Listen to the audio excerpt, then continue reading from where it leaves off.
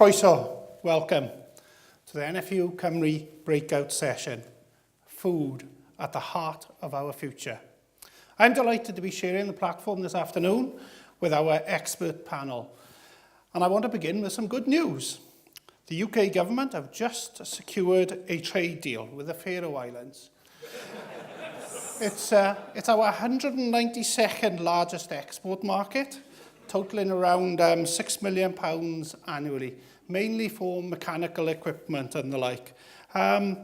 Actually, I think we import £236 million worth of goods, mainly fish and crustaceans. But there we are. It reminds me of my old school report, could do better. No, indeed, ladies and gentlemen, must do better. And I hope now with this agreement in the bag, it means that all their efforts can be focused on securing a deal with the EU, an export market worth 274 billion. Yes, ladies and gentlemen, 274 billion to the UK economy.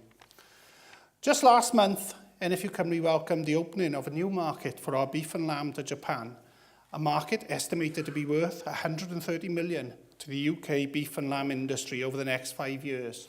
An opportunity for our world-leading PGI beef and lamb to establish itself in a potentially lucrative new market. This market opened as a result of an EU-Japan trade deal, but it could close with a no-deal Brexit before even we've had an opportunity to export a single slice of beef or a single lamb chop. As I stand here today, we have agreements with a handful of countries, a far cry from the promise of 40 ready at 1 second after midnight in March 2019 that we heard from Liam Fox at the Conservative Party conference in 2017. Our NFU visit to the WTO in Geneva last month was a real eye-opener, a chance to witness firsthand the complex and technical negotiations that take part between countries when establishing trade agreements. Trade negotiators will go through every agreement in great detail, line by line, and in any deal, everything has a price. And in these trade negotiations, it's all about compromise and trade-offs. You trade off one line against the other. These simply cannot be rushed. So let me be absolutely clear here today. I'm not prepared for any trade agreement to compromise and trade off the Welsh agricultural industry and its high welfare, health, environmental and food safety standards that each and every one of us are proud to deliver and to work tirelessly to achieve. The shambles that is our Brexit negotiations must be resolved. However, we may have voted, no one voted for chaos or for our country to be poorer as a result. Our politicians must put everything else to one side now and work together to deliver for the good of our country. A no-deal Brexit will leave our Welsh food and drink industry and indeed our rural communities in a perilous state. We will continue to fight and use every sinew to prevent this happening. On the 14th of November, we met with the Minister who confirmed to us later that day that she was seeking to introduce water quality regulations that would cover the whole of Wales. No further detail was provided, apart from the fact that they would come into force from 2020 with transitional periods, and would cover nutrient management planning, sustainable fertiliser applications linked to the requirement of the crop, protection of water from pollution related to when, where and how fertilisers are spread, and manure storage standards. It was not until the 10th of January that these details of these regulations became known, and what we found out that day was that they would effectively mirror the requirements for nitrate vulnerable zones, which together with some additional measures will apply to the whole of Wales. The requirements of these new regulations are a matter of deep concern to NFU Cymru. In particular, the cost, complexity and the measures that every farmer will be asked to comply with. We also have further concerns over the introduction of these regulations in the context of Brexit, uncertainties and its uncertainties over future trade and future policy. So since the 10th of January, we have met with the Minister on 2 occasions to express our concerns and to request the Minister consider an alternative solution that would deliver against the measures described in the announcement on the 14th of November, but be more proportionate, risk-based and outcome-focused, in line with the principles set out in the Brexit and Our Land consultation document. We also asked the Minister why a regulatory impact assessment, RIA, had not been drawn up for the proposed regulations, which would have made it clear the impact of the regulation on farmers, as well as any other costs and benefits for the environment. Subsequently, NFU Cymru, working with our lawyers and our legal panel firm, JCP Solicitors, wrote to the Minister with concerns as to the process that Welsh Government had adopted in introducing these regulations. In particular, we flagged the lack of a RIA and the failure to consider the NFU Cymru-led industry project with funding from the NRW. That is, looking at supporting the development of voluntary initiatives to improve water quality. Following discussions between NFU Cymru lawyers, JCP and the Welsh Government, NFU Cymru is pleased that the Minister has confirmed to us that the development of the regulations will now be subject to consideration of the available evidence and the findings of a RIA, which has been commissioned by Welsh Government and will be carried out by ADAS.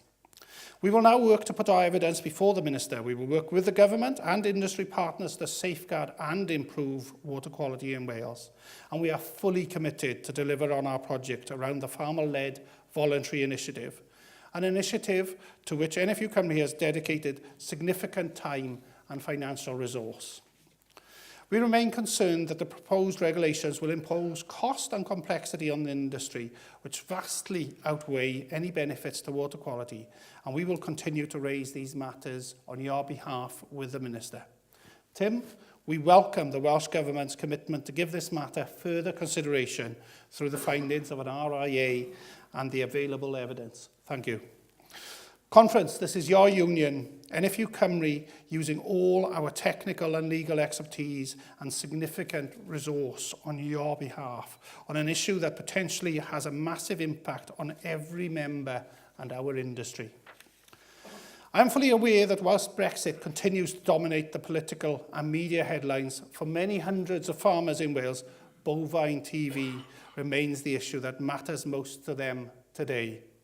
As you will know, here in England, the UK government, working closely with farmers and the NFU, have adopted a comprehensive TB eradication strategy. A strategy where the emerging evidence appears to be very positive. Figures recently released by DEFRA and comments by the DEFRA chief vet, Christian Middlemiss, make for heartening reading for English cattle farmers. The 2 initial badger cull areas are seeing the benefits of reduced disease in cattle over the 4-year cull period, with the number of new confirmed cattle breakdowns down by around 50% in both Gloucester and Somerset areas. This is in contrast to the situation in Wales, where at best we could say the situation is static, with latest figures showing 10,840 cattle slaughtered in the year to November 2018 and 950 herds under restriction, with too many farming families continuing to suffer the impact both emotionally and financially of bovine TV. So it was pleasing to hear on TV recently the positive words that our chief vet made with regards to the way that farmers and the NFU were working in England to successfully submit licence applications and deliver a cull. Of course, the situation in England is very much a partnership between government, the NFU and our farmers. Based on these comments, I now very much hope that this means that the Welsh Government will commit to working with NFU Cymru to follow the lessons from England and move forward with a strategy in Wales that achieves our shared goal of a healthy wildlife and cat population here in Wales. I started my speech talking about the importance of maintaining our world-leading standards in Wales, and I want to draw my speech to a conclusion by talking about this same issue. All of us represented here today have a unique opportunity to come together to set Wales up as a country of high-quality food production, underpinned by a strong natural assets base under the Brand Wales umbrella. An opportunity to market and promote the full range of goods and services that Welsh farmers provide: food, environment, landscape and tourism. I look to Tim to work with us at NFU Cymru in genuine partnership to deliver a post-Brexit agricultural policy in Wales that has food production at its heart. A truly comprehensive and fully integrated policy, providing stability to help family farming businesses so that they can drive their businesses forward, delivering efficient food production systems, meeting our climate change obligations whilst maintaining and enhancing our environment.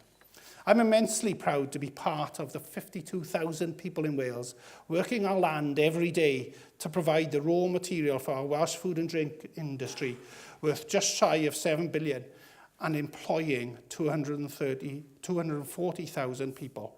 I would like to praise the work of Andy Richardson for leading a sector on the cusp of achieving its ambitious 30% growth target.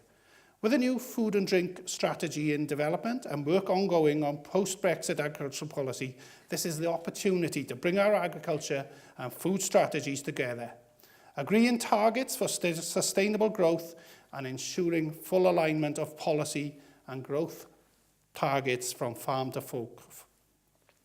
To build our brand and grow our industry, we must face up to the challenges head on. And in recent months, our perceived negative impact on the climate and our nation's health appears to have been a constant story in the news.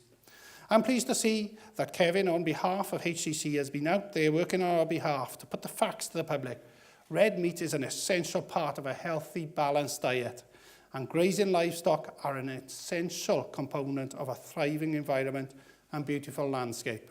The single most effective and most important factor in achieving our future success is our people, our farmers.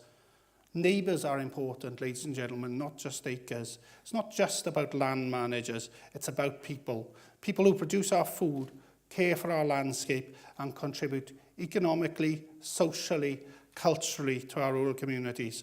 So I'm absolutely delighted to see so many of our next generation in the audience today, and even happier to see Davies here sharing this platform with us today. I see quite a bit of him on a regular basis. Seems to coincide when Sean is at home. But we've heard a lot of talk about 21 years and earlier on from the main stage today, and 21 years seems to be a sort of figure that we think. It was 21 years ago now that I was actually in the same seat as Davies, so it's interesting as things come through. Wales YFC, I want to pay tribute to the work of Wales Young Farmers. It's a fantastic organisation. I think each and every one of us in this audience today has benefited from it, and long way we support it and its young people going forward in the future. It's absolutely vital that we support young people. They are our strength, they are our opportunity going forward. So, ladies and gentlemen, whilst I can't hide my frustration and concern for how the next few weeks will pan out and the potential consequences of a no-deal Brexit for our sector, it pains me to consider the damage it could do to our industry and our communities, especially when I know the potential and the opportunity that we have to continue to deliver for Wales. I want us to be totally focused on working with our research institutes, pushing the boundaries of technology, breeding and genetics, working with our colleges and universities to educate and challenge the next generation to drive our industry forward, working with our levy bodies to grow our market share for our fantastic produce, and working with our government to put in place an enabling policy and regulation framework. Ladies and gentlemen, I firmly believe that by doing this, we have a unique opportunity to deliver a productive, progressive and profitable food and farming industry here in Wales in the future. Diolch yn fawr iawn.